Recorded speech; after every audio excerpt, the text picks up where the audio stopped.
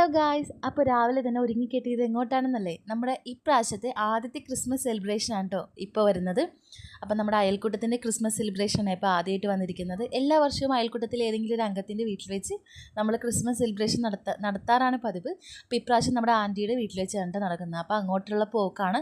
പോകുന്ന വഴിയിൽ നല്ല വെയിലും കാര്യങ്ങളൊക്കെ അല്ലേ. അപ്പോൾ ഈ സംഭാരം കണ്ടപ്പോൾ ഞാൻ പെട്ടെന്ന് നിർത്തി. ഇത് ഒരുപാട് പ്രാവശ്യമായിട്ട് കണ്ടിട്ടുണ്ടെങ്കിൽ ഞാൻ ആദ്യമായിട്ടാണ് നിർത്തി ഇതൊന്ന് ട്രൈ ചെയ്ത് നോക്കുന്നത്. എനിക്ക് ഒരുപാട് ഇഷ്ടപ്പെട്ടു. കാരണം എന്താണെന്ന് വെച്ച് കഴിഞ്ഞാൽ കാന്താരി ഇതിനകത്ത് അരച്ച് ചേർത്തിട്ടുണ്ടായിരുന്നു. അതുകൊണ്ട് പ്രത്യേക ടേസ്റ്റ് ഉണ്ടായിരുന്നു. ആ പൈനാപ്പിളും മേടിച്ചിട്ടുണ്ടായിരുന്നു, അതിലും കാന്താരി ഉണ്ട്. അപ്പോൾ വെറും 20 രൂപയുള്ളായിരുന്നു ഇതിൽ രണ്ടിലും. നല്ല രസമായിരുന്നു. പിന്നെ അതുകൂടാതെ ഈ ഉഷ എന്ന് പറയുന്ന ഈ ഒരു അമ്മച്ചി ഇതുപോലെ ഹോം മെയ്ഡ് ആയിട്ടുള്ള അച്ചാറുകളും ഇവിടെ കൊടുക്കുന്നുണ്ട് കേട്ടോ. എല്ലാ തരം അച്ചാറും ഉണ്ട്, മീനച്ചാർ വരെ ഇതിനകത്തുണ്ട് കേട്ടോ. അപ്പോൾ അതെല്ലാം നോക്കി ഞാൻ എന്തായാലും ആൻറ്റിയുടെ വീട്ടിലേക്ക് പോയി. അപ്പോൾ എല്ലാവരും തന്നെ വന്നിട്ടുണ്ടായിരുന്നു. അപ്പോൾ വെള്ളം കുടിച്ചുകൊണ്ട് തുടങ്ങി നമ്മുടെ സ്റ്റാഫ് സ്വാഗതം ചെയ്ത് കേക്കൊക്കെ കട്ട് ചെയ്തതിന് ശേഷം കേക്ക് വിതരണം ഒക്കെ നടത്തി. കേക്ക് വിതരണമൊക്കെ കഴിഞ്ഞ് കുറേ നേരം വർത്തമാനമൊക്കെ പറഞ്ഞിരുന്നു.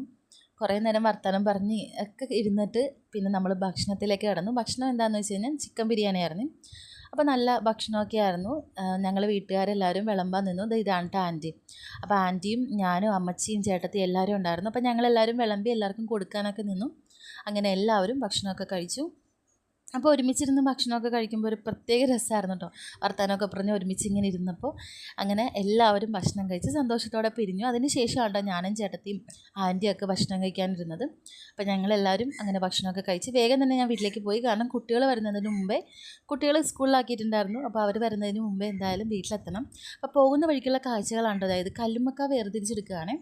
അപ്പോൾ ഇതിങ്ങനെ ചെളിയിലൊക്കെ നിന്നൊക്കെ വേർതിരിച്ചെടുക്കണം. അങ്ങനെ വേർതിരിച്ച് നന്നായിട്ട് കഴുകി ഇതുപോലെ അവർ സെറ്റാക്കിയിട്ട് ഒരു കവറിന് 100 രൂപയാണ് കേട്ടോ അങ്ങനെ കൊടുക്കുന്നതിൽ.